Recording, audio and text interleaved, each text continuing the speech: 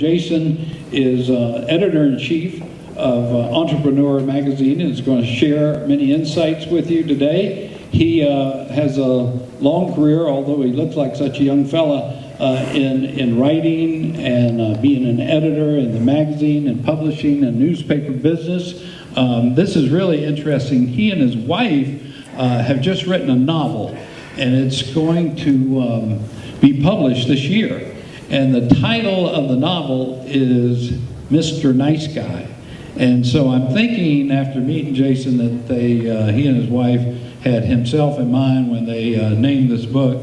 If you could pull that off, co-writing a book with your wife, then y'all have got a great relationship. And he's a really an incredible guy when it comes to entrepreneurship. So please give a warm Charleston welcome to Jason Feifer with Entrepreneur Magazine.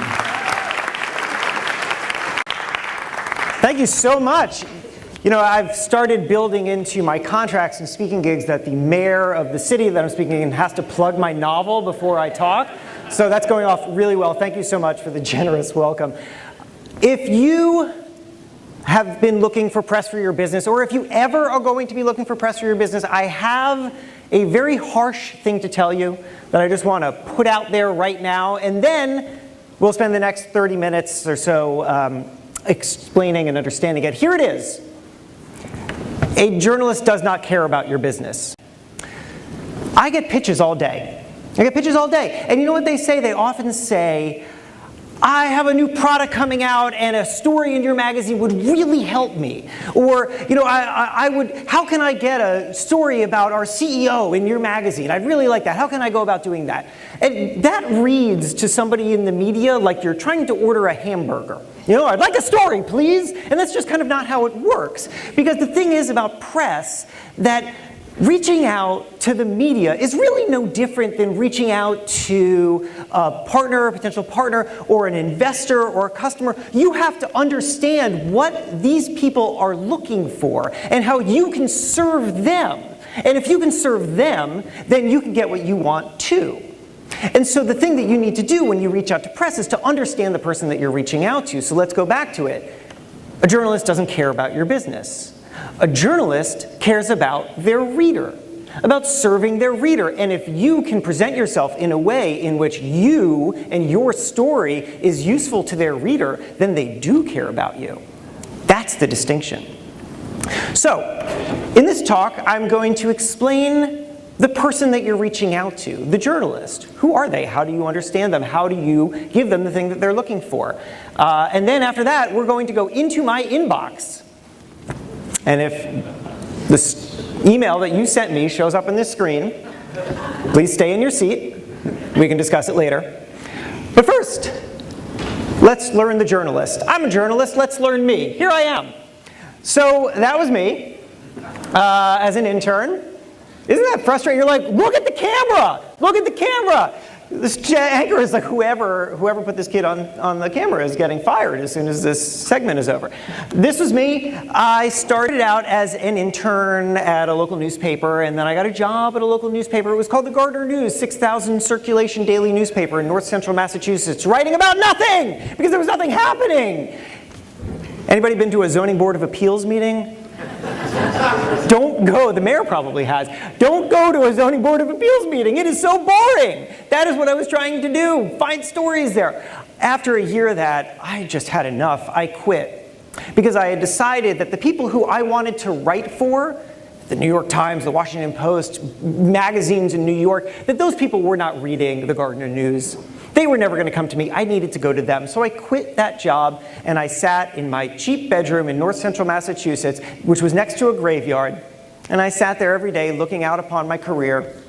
And I pitched.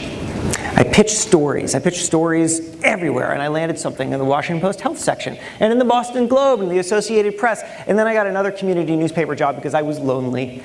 And I worked that for about 2 years, and I kept freelancing, and I got this regular, steady thing going at Boston Magazine. And after a year or so, I saw some movement. there was a senior editor who was leaving, and then there was a junior editor who was probably going to move up and take that senior editor's position, and that meant that there was a junior editor position that was open, and I wanted it. That was my position.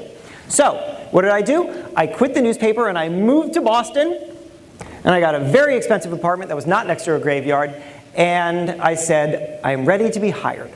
And amazingly, the editor-in-chief of Boston Magazine did hire me. Had he not, I do not know what I would have done, but he did. And from there, I got a job at Men's Health. I moved to New York. Then I went to Fast Company, Maxim, Entrepreneur. I wrote for GQ, Slate, Popular Mechanics, kind of all over the place. And the reason I'm telling you this is that every journalist that you meet will have some version of a story like this.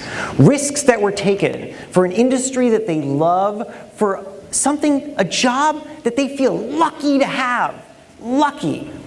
You know, entrepreneurs will say, rightfully so, that if you can do anything but be an entrepreneur, go do that. Because being an entrepreneur is really, really hard, and you only do it if you have to do it.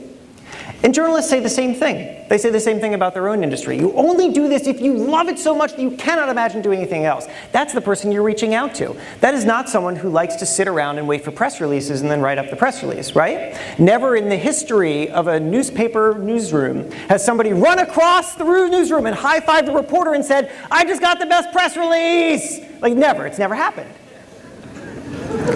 So, what are they looking for? Well, they're looking to tell amazing stories, stories that they are really excited about, and they're really excited about the reader that they're serving. And so they have that reader in mind. So when you reach out, you're reaching out to someone who's looking for stories, who loves to tell stories, who's not in the business. They don't see themselves as in the business of serving you. So you need to give them something that makes them excited to tell the story to their reader. Now, how do we do that? Let's step back from the journalist and let's talk about you. Because if you're reaching out to press, you're reaching out strategically. There's a reason that you're doing it. And so if you're going to reach out to press, the very first thing that you need to ask yourself is, what do I need to get out of a story in the media? What do I need right now? Because press is a tool. You know, you don't reach out to an investor just to reach out to an investor. You don't like raise money if you have no reason for the money. So you need to have a reason. Here are great reasons. I have a new product that's launching and I need to reach my consumer. Or I'm going out and I'm going to raise money and so I need to look impressive to investors. Those are good reasons. Bad reasons? Because I deserve it. Because it makes me feel good. These are things that I talk to people, and sometimes they're looking for press, and that's the only explanation they can give me. That is a bad explanation. So, you've thought about it, you have a reason. Next thing you need to do is you need to pick a publication that can get you the thing that you are looking for, because not every publication is the same, and not every piece of press is going to get you the same thing. Let me give you an example of that. I got a pitch once from a guy who had launched a Kickstarter for a certain kind of beer bottle opener. I'll try to explain it. So it's like, you know, the beer bottle, you put it on the top of the thing and then you have a beer. So, but it's a longer platform, right? So it's longer. It's like you put it on the thing and it rests and it's longer. And why is it longer? It's longer because there's this big thing, and what you're supposed to do is you're supposed to take your fist and slam it down and hit the thing, and the beer bottle cap goes flying. Now, why would anybody want that? I have no idea. Because they're in a frat? I don't know. I don't know why anybody would want that. But he pitched it to me. Now, that is the wrong audience for a lot of reasons. But let's just assume that frat boys would want this thing. So, how do you reach them? Well, it's not through Entrepreneur Magazine, because first of all, Entrepreneur Magazine is being read by people who are not thinking of themselves as consumers, they're thinking of themselves as creators. So they are not even in a buying mindset when they're coming to us. What you need to do if you're selling the thing that makes the cap fly is you need to go and pitch it to Ask Men or Maxim or Men's Health or something where you have a consumer-focused reader who's young and male. There's no reason to have emailed me. Now, just emailing me, not a big deal, no problem, but just imagine how that scales. If he emailed me, that meant that he also spent time tracking down emails for all sorts of other people, for all sorts of other completely irrelevant publications. Lots of wasted time. You guys are busy. Do not waste your time on this stuff. So, once you've picked your publication, the next thing that you need to do is you need to understand how those publications tell stories. It's actually not that complicated. If you pick up a magazine or you go to a website and you spend some time, do this next time. Just next time you're reading anything, think about what the person who wrote or edited this story was trying to accomplish with this story. What's in this thing? What is this? Who is it reaching? What you'll start to see is that, in fact, there are significant distinctions between how products that you might think are very similar are actually talking in totally different ways. For example, a business publication. Fast Company. Fast Company is very focused on disruption, and they're really interested in how companies are reinventing industries. Entrepreneur. This magazine is about problem solving. You'll see that basically every story in Entrepreneur magazine is in some way or another about somebody figuring out a solution to a problem. That is the story that we tell. And so the stories that interest me the most are the ones that have that element at their core. Let me give you an example of a great pitch that I once got so you can see where that's going. So I got pitched once this. It's a butter dish. Ta-da! But it's a butter dish on a hinge. Ta-da! Now, why is there a butter dish on a hinge? Because, just quick fact about butter, maybe you all know this, it's a very foodie town, you don't have to refrigerate butter. You can leave it out, and then it's nice and warm and easily spreadable. But the problem is, of course, that if you have warm butter in a butter dish where you lift the thing, then the thing gets bumped on the butter, and there's butter everywhere, and that's a big mess. So, this woman who runs a company called Buttery, came up with the butter dish on a hinge. Very clever. Okay, now that's not the problem solved. Now that is a problem solved, but that's every entrepreneur's story, right? We always see some kind of problem, produce a solution. The problem that I'm talking about is the problem inside your business. When she emailed me about her butter dish, and then she told me this fascinating thing that she did, which was this. When she was launching this thing, she approached a company that does market research. She wanted to know what colors she should make it in, what the price should be, all this basic stuff. And the market research firm quoted her $10,000. And she did not have $10,000. So what do you do? Here's what she did. She figured out that she could go to airports, like if she had a flight somewhere, she would just show up 5 hours early, and then get through security, and what did she have in front of her? She had a group of people who had literally nothing better to do than answer questions about butter dishes. Nothing better to do. And what's more amazing is that if you go to gate 1 and you ask all the people about butter dish, by the time you get to gate 8, it's a whole bunch of new people at gate 1. You can just keep doing this all day. It's genius. It's wonderful, right? And the greatest thing about this story is that I can stand up in front of a room full of people who probably are not selling butter dishes. Maybe. Is there a butter dish person? No hands. And yet you all appreciate that, right? That's a great story for us. Something where somebody figures out something in an industry and it's relatable to everybody else. That's what I'm looking for. So when somebody sends me a pitch that's like that, I pay attention. That is someone who spent time seeing the kinds of stories that I run. She realized problem-solving stories. That's what's in this magazine. And when she reached out to me, she told me about a problem she solved. Now, let's say that you do that and it still doesn't land. Could happen. Here's a tip. Sometimes you are not the story. Whatever the timing is, you're not reaching the right publication. Everybody wants that great big feature on themselves. Sometimes that's not going to happen, but sometimes you can be part of the story. You know your industry considerably better than the person that you're reaching out to. A journalist is not an expert in the way that you are an expert. I mean, did you just listen to my background that I just gave you? Does it sound like I should be running a business magazine? I didn't run a business. right? It's obnoxious that I'm running a business magazine. I didn't run a business. It's obnoxious.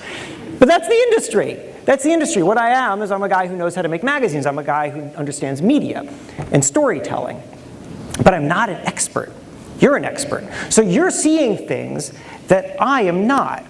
You're seeing fascinating things that are happening in your industries that I am not. And if you can tell the journalist, hey, here's a super interesting thing that's happening, and I think that you'd be interested in it for X, Y reasons, and I am whatever, however you're a part of it, you've been experiencing it, then that can be really useful. Here's an example. I had a guy who reached out to me once with a cat toy called the Ripple Rug. Okay, quick thing on the Ripple Rug. So it's a rug, and then there's another rug on top of it. But the rug on top of it is kind of rumpled, and there are holes in it, and the cat does the cat thing, and that's the Ripple Rug. And he reached out to me, and he pitched me the Ripple Rug, and I responded, and I said, thank you, but it's just not for us, right? We're not Cat Toy Monthly. And he responded, and he said, well, if you're ever interested in a story about a crazy scam that's happening on Amazon and eBay that nobody knows about, let me know.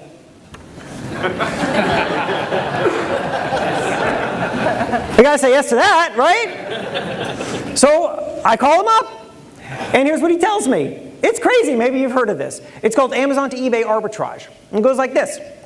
So Fred makes the Ripple Rug. He puts it on Amazon. Let's say, I don't remember what it costs, but let's just say that it costs $30. So it's on Amazon for $30. That's how he's selling the Ripple Rug. Now, there is somebody who has purchased Arbitrage software, scans through Amazon looking for best-selling items, copies the listing, copies all the text and the photos, and then creates eBay posts of that product and jacks the price. Okay? So now it's on Amazon for $30, and it's on eBay for $45. And if you, the customer, are going around eBay and you stumble across the Ripple Rug on eBay, and you're like, that's perfect for my cat, and you buy the thing for $45, guess what?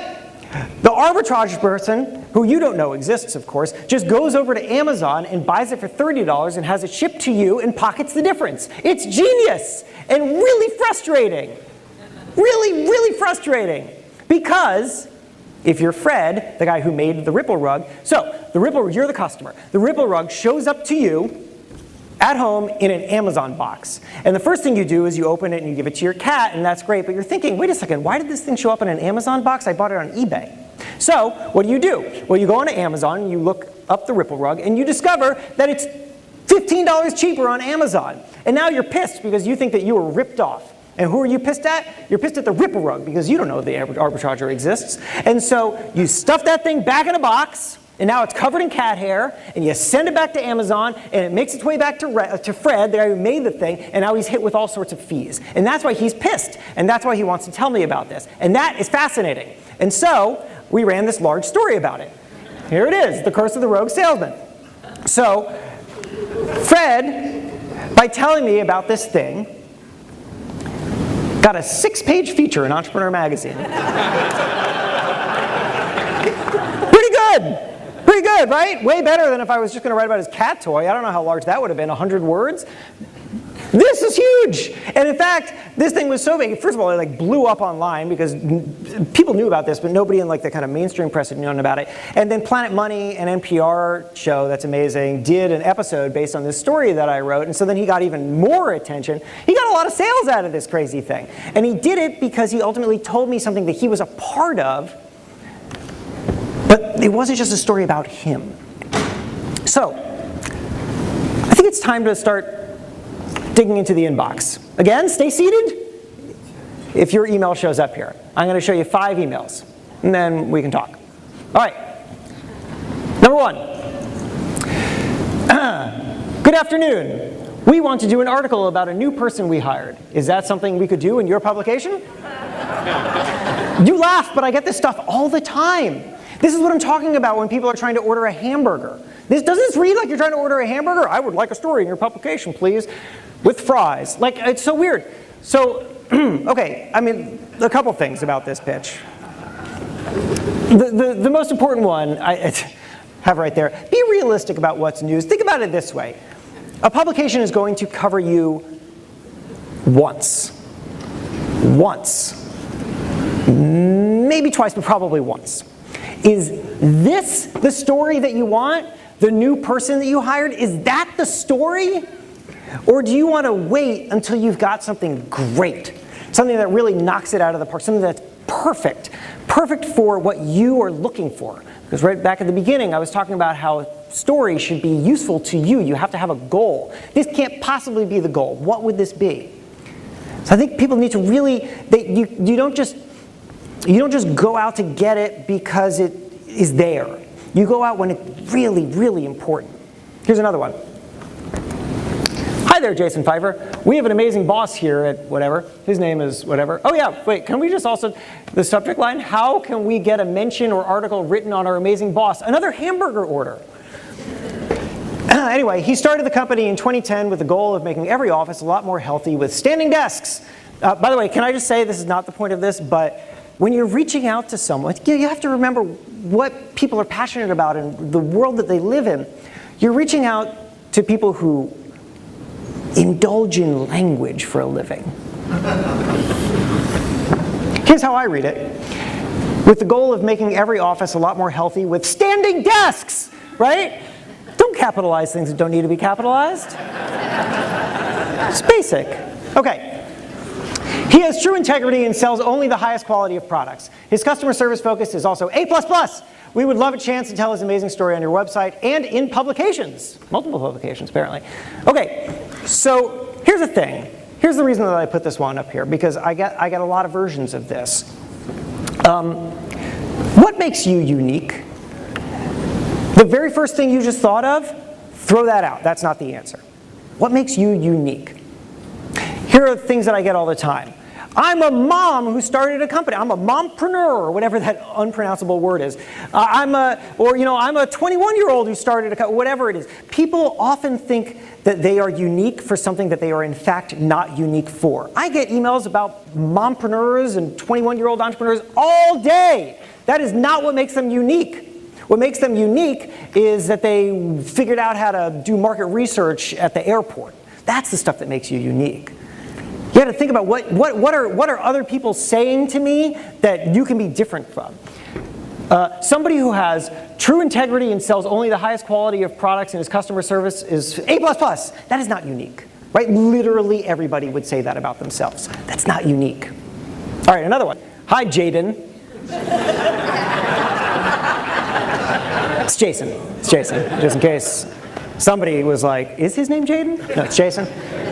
My producer says he would like to book me on your podcast. What's your email? Okay, so like so many different things are wrong here. So many different things. But aside from the really obnoxious thing where it's like some other person thinks that you're interesting, I don't know, but you know, here's the thing. Actually, the reason that I put this up here, aside from that it's ridiculous and you should never send something like this, and get to know people's names. What's your email? So let's pause on that. First of all, my email's really easy to find. It's really easy to find. Like it's literally all over the internet. It's also in every issue of the magazine. But also, what's your email is friction. It's friction, right? It requires me to write the person back so that they can write me so that I can write them back again. That's a lot of friction. If you are going to reach out with something, make sure that you have your best one shot at doing it. A version of this that I see all the time that's not as obnoxious as this, but is still, I think, too much friction. We haven't really talked about this on stage yet, but there is also, of course, the contributors side, where entrepreneurs are invited to write for websites like entrepreneur.com and others. We call those contributors. So everybody is emailing me and the rest of the staff all the time about becoming a contributor. And here's frequently what they do. They email with some kind of like starting point of a thing that's going to take like 4 different engagements. Like, are you taking new contributors? How can I become a new contributor? Is there whatever, right? Or like, you know, I would like to write a contributor piece on this, and there's like one sentence on something. If you have one shot at somebody's attention, don't make it about trying to get their attention a second time. Use that first attention. So what should you do if you want to get attention for your contributor idea? Write the whole thing out. Literally the whole thing. Write a story. It doesn't take that long. These things are like 700 words. Write that story. Submit it. Like send it to an editor. Be like, I wrote this. What do you think? Now that, if I'm going to pay any attention to it for a minute, you've got me. No friction. Hello, Jason. My name is blank, and I work in the franchise department here at blank. I was wondering who I would speak to about possibly having an article featured in your magazine. As a big fan of your magazine, I would feel it would be a great exposure for our brand. We recently ranked in your top 500 franchise magazine, and I would love another opportunity to be featured. Okay, this is just a callback to what I was talking about earlier. You know, you see how there's no value offered to me? This is very focused on what they want. And I get it. I get that when you are reaching out to press, you need something. You want something. You're not reaching out just for fun. You're looking for something. But you can't make that the thing that you're presenting when you're reaching out. This is only about them. This tells me absolutely nothing about what I would get out of this. How is this interesting to my reader? What is happening at your company that would be interesting? It doesn't tell me that at all. Do not focus on you and what you want. Focus on what I'm looking for. And when you do that, I will be more, I will see the opportunity. I'll see the opportunity. All right, I got one more. So this was a tweet. Flipping houses is trendy, but ever hear of wholesaling house contracts? Interested in that, bro? I mean, I don't think I have to explain the lesson on this one. But, nah, bro. Nah, bro. So, those are the 5 emails. I've just spent some time, we've all spent some time ripping apart a bunch of people who sent me bad pitches. It may sound discouraging. I hope it wasn't discouraging. Because here's the really important takeaway that you should have on seeing stuff like this. You are, and this is true in so many contexts, not just a journalist's inbox, you are, of course, up against a lot of people and whatever it is that you're trying to do, but you're often not up against a lot of people who are going about it the right way. You're not up against a lot of quality, I guess. You know, you're not up against people who have spent the time to really understand it and do it right. You're up against a lot of people who are just blasting out bruh emails or tweets or whatever.